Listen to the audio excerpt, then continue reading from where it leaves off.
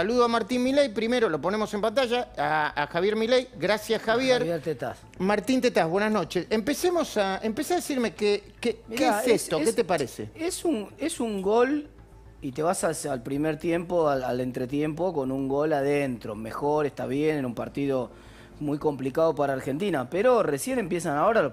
Primero, en segundo tiempo, tenés que arreglar con el Fondo Monetario Internacional, que tenés una deuda muy grande también. Y después tenés que resolver el problema estructural de fondo. Es decir, aún suponiendo que vos resuelvas para atrás la cuestión de la deuda, a vos te queda un déficit estructural en el sector público hacia adelante tremendo.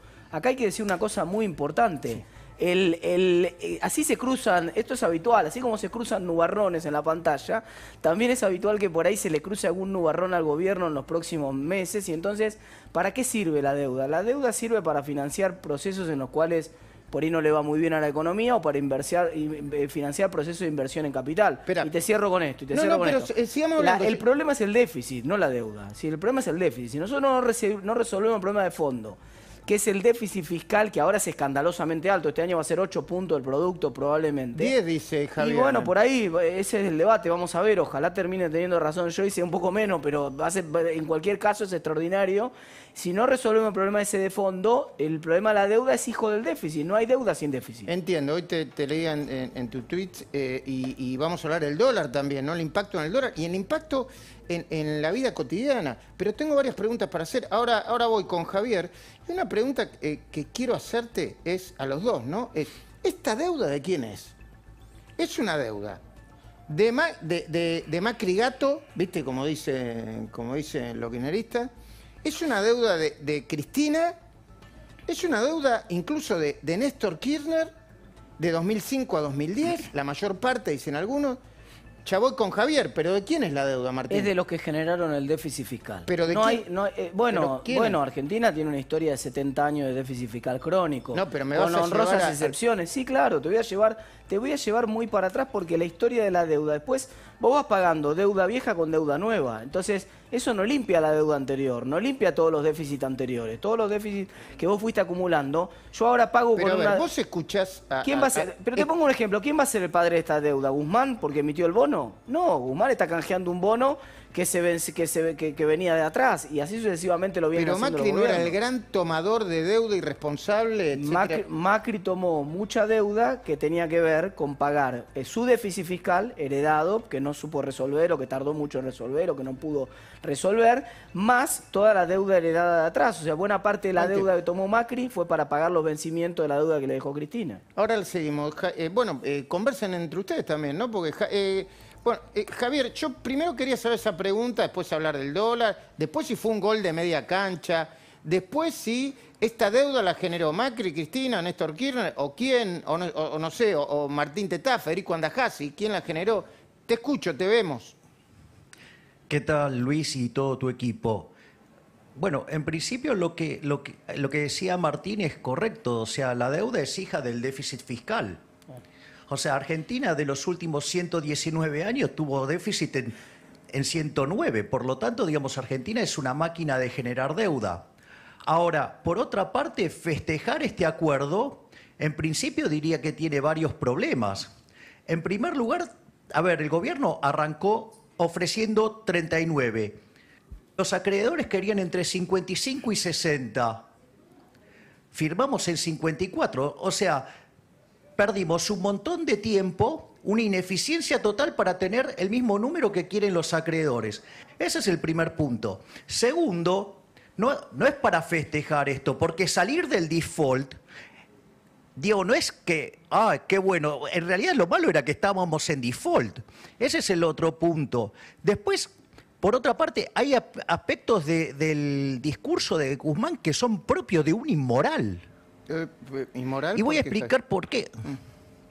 Y bueno, porque digamos, el señor Guzmán es muy potente en la crítica sobre el gobierno de Macri, al cual yo he criticado muy fuertemente por no hacer el ajuste fiscal, pero, por ejemplo, el ministro Guzmán miente descaradamente cuando dice que el kirchnerismo había dejado al país en un sendero sustentable. Vos, para poder pagar la deuda, necesitas tener superávit primario.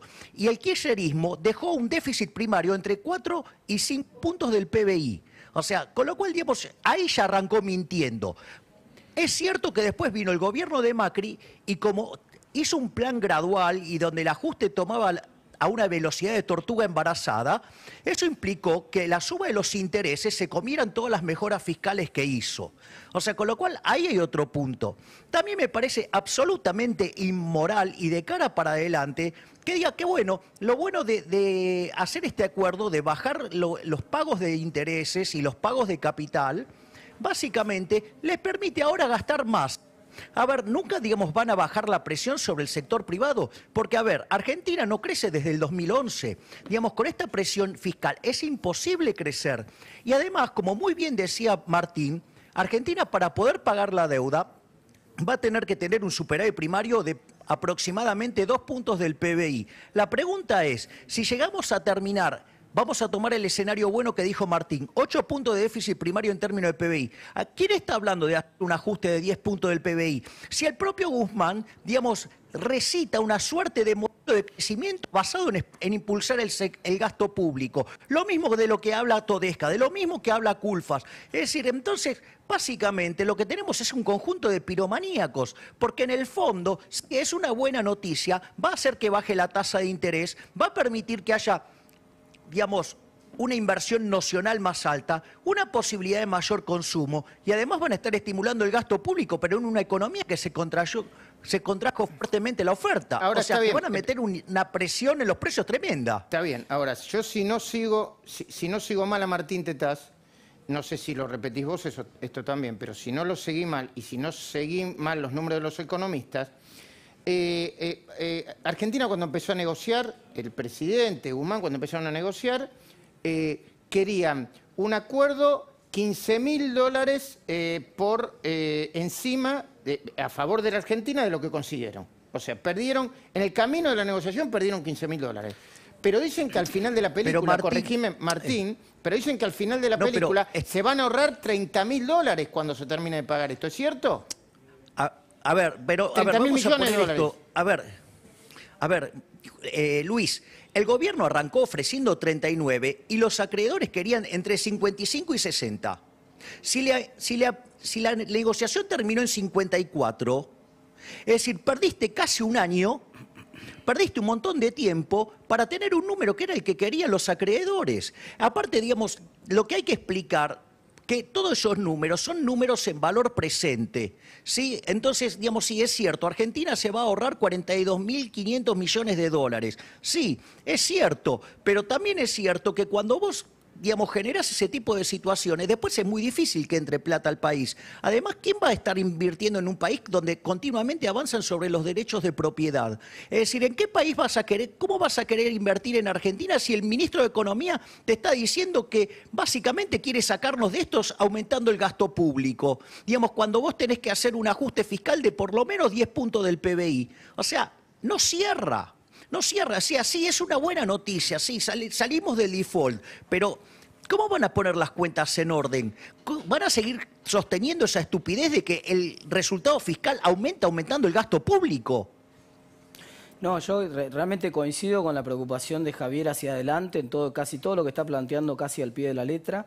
No coincido en la evaluación del acuerdo. Me parece que el acuerdo, el mejor acuerdo es el que se consigue, ¿no? A veces uno en la teoría, sobre todo cuando lo vemos de afuera, pues dice, no, podrían haber conseguido un acuerdo mejor. Bueno, está bien, qué sé yo. Sí, yo tengo para decir sobre después eso que el presidente, hasta ahora el presidente, no sé si últimamente hizo otra declaración porque cada 5 minutos es una nueva. Hasta ahora el presidente ha sido prudente y desde el frente de todo dijeron, muchachos, ganamos el campeonato del mundo. Otra vez, pero el peronismo festeja. Vamos a ver, el peronismo festeja el default con Rodríguez Sá. Ah, sí. Te festeja el desendeudamiento con Kirchner, mientras que nos endeudamos con Venezuela, Sí, a unas tasas enormes. Y ahora festejan esto. Te prende no el da fuego, para festejar. Te prende el fuego y después te festeja que reparte los matafuegos. Esa es típica del populismo. Pero la verdad es que es la primera que les entra. Entonces, digamos, hay que reconocer que al gobierno no le salía una de que arrancó. Si uno, es una buena noticia. Si uno dice, decime una buena, alguna que haya salido bien del gobierno desde el 10 de diciembre para acá. La verdad que no había ninguna. Entonces ahora A ver. un tiro metió, digamos, ¿no? Y entonces el festejo es más desahogo, me parece, Claro. que el festejo, como diciendo, bueno, al final entró una. A ver, pero yo quiero hacer un punto sobre lo que dice Martín. A mí me parece correcto lo que dice Martín en términos de, ok, vos conseguiste este acuerdo. Lo que digo es que para conseguir este acuerdo, vos lo podrías haber conseguido, más bien asumían, porque ya sabían que ganaban en agosto.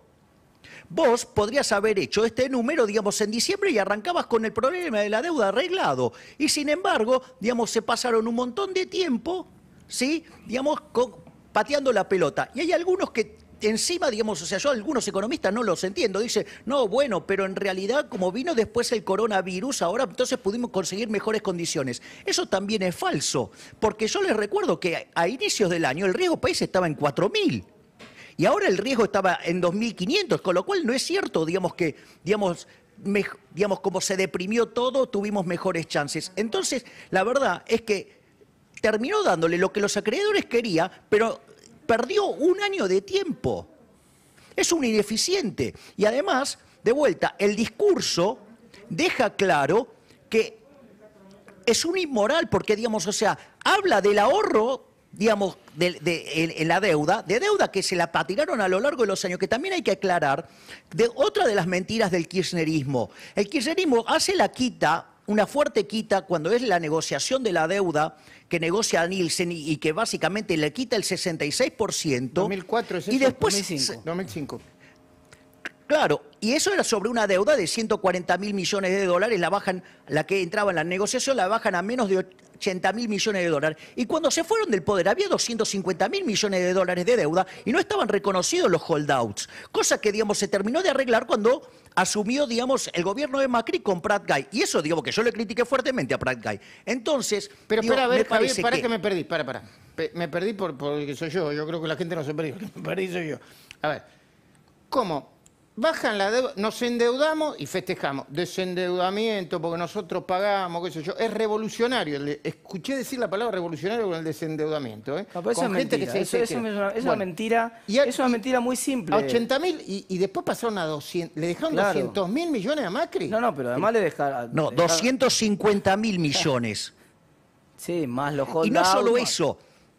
Claro, más los holdouts. Y no solo eso, porque después el ministro dice, no, porque esto era sostenible. Mentira, porque tenías déficit primario por 4 o 5 puntos del PBI, con lo cual no tenías capacidad de pagos. Claro, además, lo que habías dice dejado un Martín, la desastre en el Banco deuda hay Central. que analizarlo contra el déficit siempre, si La no, no deuda vale. es del que, vamos a decirlo en castellano, porque por ahí hay que simplificarlo a este argumento. Es muy importante. La deuda la genera el que gasta más de lo que ingresa. Es así de simple. Exacto. Si vos ganás, Exactamente. si vos ganás en tu casa 50.000 pesos y gastás 40, vos no vas a generar deuda. Vos no vas a generar deuda. Exacto. Ahora, si vos de hecho, vuelvo a repetir. Si vos gastás 50 y ganás 30 nada más, después no importa que vos no hayas sido el que firmó el pagaré, que el pagaré se lo haya firmado otro, porque por ahí vos sos el que te financiaste con la tarjeta y después vino el otro que tiene que pagar la tarjeta. Y vos decís, uy, mira, pero están pagando deuda, sí, pero... O sea que el problema de la deuda argentina y por lo tanto de los default y de la renegociación, todo el problema es el problema del déficit.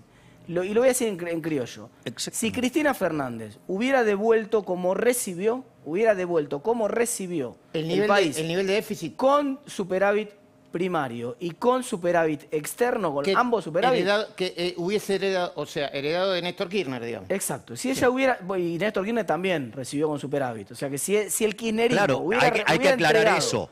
Hubiera entregado. ¿Cómo con superávit? Si ¿Cómo era la recibió? crisis, si era la, No, pero la crisis fue en el 2002. Ellos asumieron en mayo del 2003. vos decís que el trabajo sucio Hacía lo hizo, 5 el trabajo sucio lo hizo Dualde. Lo hizo Dualde. Y Lo hizo Sergio. Por Dualde. supuesto. Entonces, cuando asume Exactamente. Néstor, ya la economía crecía 5%, ya había superávit fiscal, había superávit externo. Lo mismo lo mantiene Néstor, lo mantiene. Martín, te A mí me corrijo encanta los datos. escucharlo, sí, El superávit primario que heredó Néstor Kirchner era de 6 puntos del PBI. ¿sí? Y la economía se estaba expandiendo el 9%. Claro. Y se fueron con un déficit primario de 5 puntos. O sea que ahí se pegaron un viaje fiscal de 11 puntos del PBI, más subir 15 puntos la presión fiscal. Nadie en la historia del universo se pegó en 12 años un viaje fiscal de 20 y pico de puntos del PBI. Eso lo hizo el kirchnerismo. Eso es lo que hace que este país sea inviable hoy. Y entonces me viene el ministro a hablar, digamos, de que va a sacar la economía, digamos, haciendo crecer el gasto público. Y vuelvo a remarcar esto. Argentina de los últimos 119 años tuvo déficit durante 109. No solo que se endeudó y es el máximo defaulteador de la historia moderna, sino que además se financió con emisión monetaria y generó un desastre monetario. Claro. Que ese todavía viene. Ojo con el desastre monetario que viene. ¿Cómo viene? Ojo con el desastre monetario que viene. A ver, pero espera. Vos emitiste un billón con B larga, se 12-0. cortó con Javier, espera. A ver, te voy a preguntar esto. Entonces, ¿por qué bajó el dólar paralelo? Si todo lo que decís vos tenés razón. ¿Por qué bajó el dólar paralelo? Lógico, está bien, porque por supuesto era peor el escenario en el cual vos ibas a chocar directamente en un default. Entonces, en la descompresión del default, por supuesto, le quita presión al dólar, le quita presión. Veremos, esto es de todas maneras es una carrera de largo tranco, porque antes de que empezara la negociación de la deuda, el dólar paralelo salía a 70 pesos. O sea que tampoco es que bajó, vos decís bajó. Sí. Claro, es decir, esto como si vos te descontrolás con la comida, te cargas 45 kilos y después me festejás que bajaste 2 kilos. Yo te lo reconozco, claro. Está bueno y eso tiene que ver esencialmente con que el mercado pensaba que en una de esas terminaba mal esto, que terminaba en default, y el resultado de no terminar en default es una buena noticia. Ahora, cuando esta película empezó, salía 70 mangos el dólar en Argentina. Y ahora ver, Javier no quiero... Sí, dale. Sí, yo quiero, digamos, contestar lo que vos preguntaste, Luis, ¿por qué bajó el dólar?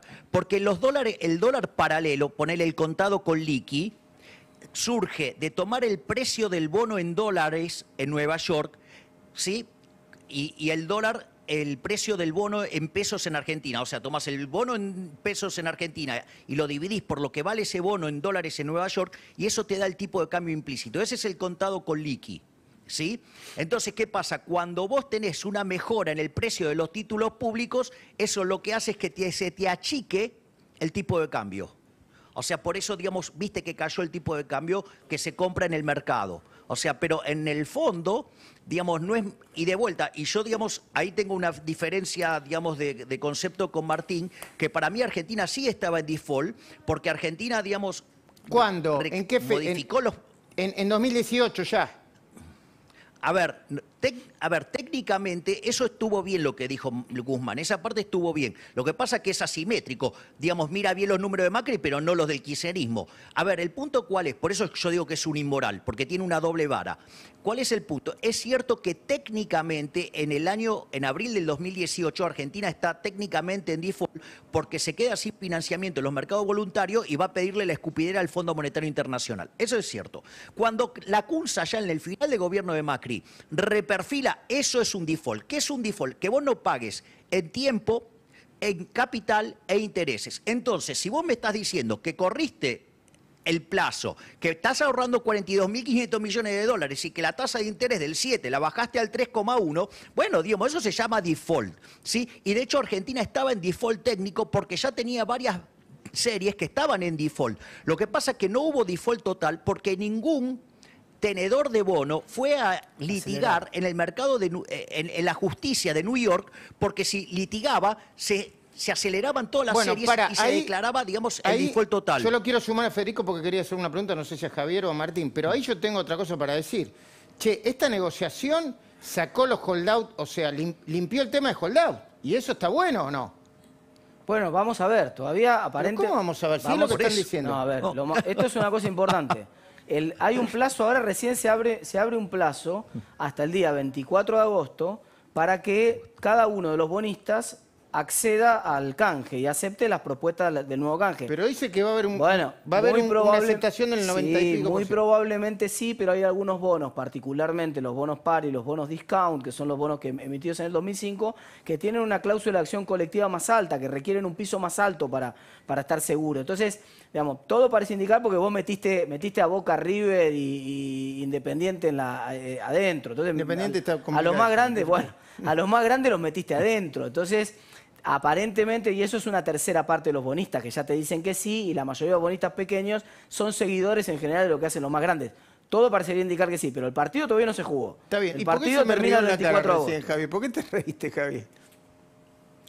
No, porque dije, ¿y dónde está el Gimnasia de Martín Tetaz? Ah, no, Bueno, pero... el quinto grande, lo que pero, pasa digo, es que había que meter 3. Si Pero, hubiera pero sido pará, 5, metía... no vayamos de tema. Además, Guzmán es de Gimnasia, así que Pará, ahí tenés otro no punto nos más. vayamos de tema. Así- Otro más hincha de No, pero Gimnasia. para, enfoquémonos porque estamos hablando de cosas, digo, después si quieren lo charlamos fuera del programa. Pero, a ver, es un dato positivo de que los fondos buitres no anden revoloteando por la deuda, ¿o no, Javier? Bueno, sí, eso es una buena noticia porque eso es lo que te permitió, ¿sí?, que pudiera hacer un montón de ofertas, Guzmán, y ofertar, hasta que terminó dándole a los acreedores lo que los acreedores querían, porque si hubieras tenido buitres del otro lado te hubieran litigado instantáneamente. Claro. Ahora, Javier... Eso es una buena noticia. Una pregunta para traducir todo esto a términos prácticos e imaginar el futuro. Suponiendo que esto se arregle y salga todo bien de manera positiva, ¿cómo imaginan, ustedes le pregunto a los economistas, el panorama de cara al próximo hito electoral, que es el año que viene? ¿Cómo va a estar la economía y cómo imaginan la política de este país? A ver, yo te digo, lo que va a generar esta situación es que la tasa de interés baje. Cuando vos te baja la tasa de interés con una economía abierta, la discrepancia que vas a tener entre ahorro e inversión se achica y por lo tanto la actividad lo que vas a tener es que va a tener un rebote. Pero ¿cuál es el problema? El problema es que con el tratamiento que se hizo frente al coronavirus, la pésima cuarentena implementada, una cuarentena cavernícola implementada por el gobierno, destruyó la oferta. Entonces, digamos, no va a tener más que un rebote del gato muerto, pero no va a tener más que eso. Y cuando quieran estimular la demanda... Es el rebote, el ¿sí? gato muerto. Porque- Me perdí, Si perdón. vos tirás un gato de un 10º piso, no queda ahí abajo. Cuando llega al piso rebota hasta el primero, por lo menos. Después... Claro. Bueno, Entonces, digamos, a ver, el punto es el siguiente. Entonces vos vas a tener esa suerte de sensación de mejora, pero como el gobierno quiere estimular esto con obra pública financiada con emisión monetaria, quiere financiar el capital de trabajo de las empresas con emisión monetaria, quiere financiar el procrear con emisión monetaria, todo con emisión monetaria. Ya emitiste 1.5 billones de pesos, ¿sí? Que en realidad no están en la calle porque lo tomaste, digamos, lo sacaste con las pero a ver, LELIQs el gobierno... y con a los ver, pases. Hoy la fuente del gobierno decían, cerramos el tema de la deuda. Damos IFE, damos ATP. No, pero claro, pero ¿Qué ¿de dónde más sale quiere? ¿pero dónde sale la plata para los IFE? El problema Del sector justamente los IFE y los ATP. Esto cuando el gobierno dice es el mito del esfuerzo del Estado, ¿no? El Estado no hace ningún esfuerzo, Claro. el esfuerzo lo hace la máquina que imprime billetes del Banco La Central. máquina de imprimir billetes. Entonces, Emisión. lo que vos estás haciendo es sosteniendo un nivel de gasto que está 250.000 millones de pesos por arriba de tus ingresos. Tradicionalmente se financió con deuda, terminó mal, ahora se reestructura. Pero la otra alternativa es financiarlo con emisión. También termina mal esa. Está bien. Ahora, También pero- termina mal si no ok, la arreglás. hablemos Termina de en un economía real problema de ahora. inflación grande Está o bien. termina en un problema Pero de una hablemos mega de economía devaluación. real. ¿Cómo impacta el acuerdo? Aparte, quiero... Bueno, no, pero dame una nota al pie de página, Luis, por favor, Sí, porque sí, es ¿cómo? importante. Porque, ¿qué dice el gobierno? Digamos, te da el IFE, te da el ATP, lo que vos quieras. ¿Con qué lo financia? Con emisión monetaria. Claro. ¿Vos qué crees que va a pasar si vas a financiar todo contra emisión monetaria, contra producción cero? ¿Qué haces con los billetes? No van a servir para nada.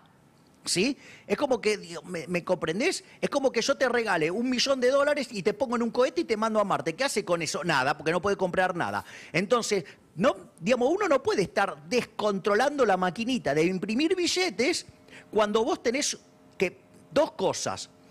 Una, que la actividad se te va a derrumbar por el efecto de la cuarentena cavernícola. Y otra, La gente no quiere tener dinero, no quiere el peso, lo desprecia el peso. A ver, en lo que va del año, Argentina tuvo un superávit comercial de 8.000 millones de dólares y perdió 1.500 millones de dólares de reserva. Quiere decir que los argentinos se fugaron 9.500 millones de dólares de reserva. ¿Dónde están los kirchneristas y sus economistas que hablan de la fuga de Macri? ¿Por qué no hablan de esa? Te doy un dato. Pero, a ver, ¿por qué sí que se fugaron? ¿Cuánto dijiste? ¿1.800 o 1.000 millones de dólares? No, 9.500. Pero, a ver, explícame. Es un poco menos porque en realidad tiene déficit también en la cuenta de servicios. Entonces, en la cuenta corriente tiene un poco menos de 8.000. Está bien, pero llévame despacito para que entienda, porque me vas a meter en una premisa. Digamos, a la Argentina le entraron más dólares de los que le salieron y sin embargo, cuando vos vas a la reserva hay menos dólares.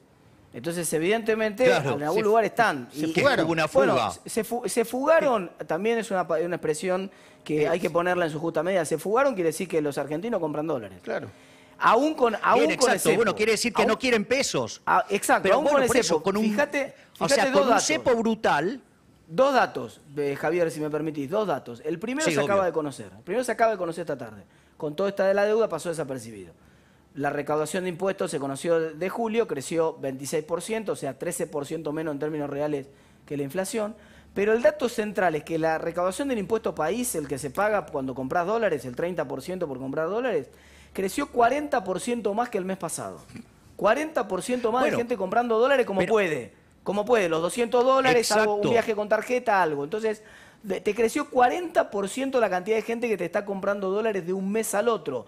Eso te explica por qué hay tanta presión en los dólares que se van, que decía Javier, y el resto de la gente que no te los puede comprar ahí, te los compra en el paralelo y te explica por qué el dólar paralelo se fue de 70 a 120 ahora. Estos últimos minutos que nos quedan, Javier, hablemos de economía real entonces. A ver, yo sigo sosteniendo que el panorama de Argentina sigue siendo un panorama negro.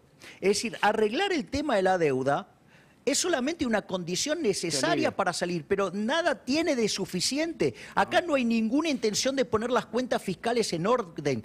Creen que esto se va a arreglar aumentando el gasto público financiado con emisión monetaria. Vos vas a tirar una cantidad monstruosa de pesos a la calle y la gente está huyendo del peso. Los datos que estuvimos describiendo recién con Martín está diciendo que el argentino desprecia el peso. Entonces, si vos vas a tirar una montaña de pesos, la gente no quiere los pesos y además la producción cae, lo que vos tenés es que el peso se va a derretir como una barra de hielo en el medio del desierto del Sahara. Eso, digamos, significa que vas a más inflación. Es más, yo te voy a pasar un dato importante. Vos, por ejemplo, en el año tenés que va de inflación 12%, ¿no? Ahora, esa inflación vos la tenés porque tenés pisado el tipo de cambio oficial, que es por donde vos cursás las operaciones de comercio exterior, y eso impacta sobre alimentos, bebidas y bienes esenciales. Tenés pisado los servicios públicos, con lo cual eso después se traduce en una pelota enorme con lo que tiene que ver con los subsidios económicos, y también tenés pisados, básicamente, los que son los precios cuidados. Y el resto de los precios no se manifiestan porque no hay actividad, porque vos estás encerrado en tu casa y ¿qué consumís? Vos que consumís alimentos. Tengo un poquito de tiempo, pero vos lo que decís es que vuelve la actividad y va a volver la inflación. Y claro, porque cada vez que empieces a abrir sectores, los precios se van a actualizar. Pero aún así, lo que quiero marcar es que si vos tuviste una brecha, ponele de 90%, ¿sí? Quiere decir que si vos, el dólar no te va a bajar, el dólar te va a subir. Quiere decir que vos ahí, en ese 90%, como los alimentos tienen un tercio dentro del índice, quiere decir que hay 30 puntos de inflación reprimida. Si vos conteás esos 30 puntos adicionales, estás cerca de 45% de inflación verdadera en los primeros 5 meses. Entiendo. Javier, yo te agradezco mucho este contacto. Volvemos a hablar en cuanto esté la oportunidad. Muchísimas gracias, muy agradecido. No, por favor, el placer es mío y un saludo enorme a todo tu maravilloso equipo y en especial a mi gran